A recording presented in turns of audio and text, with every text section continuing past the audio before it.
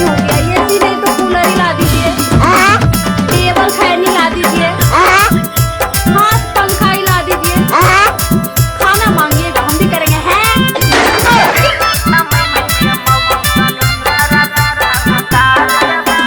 करके दिया बालन जो के मौगी तोरा यतन सुधार देबा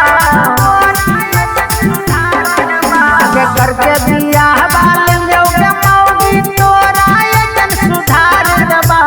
नैहर के रोब जमै मेरी मौगी संसारा कर उतार देबा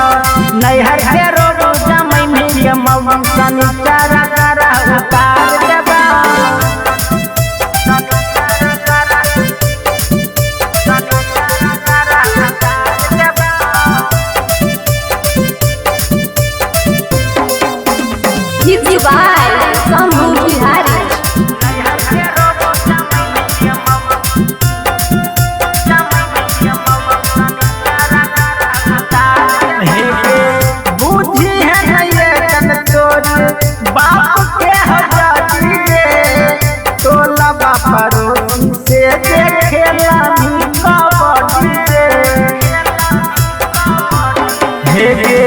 बुझी है ना ये जन तोर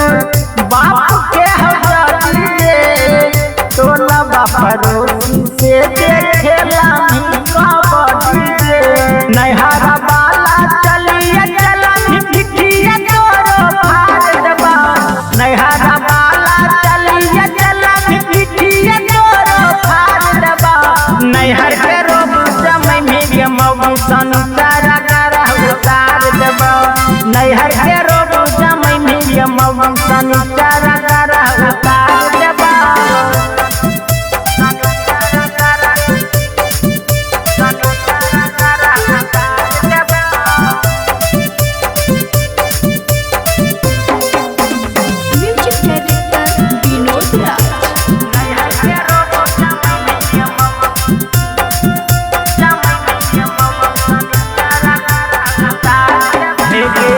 नैहरा के जानहियो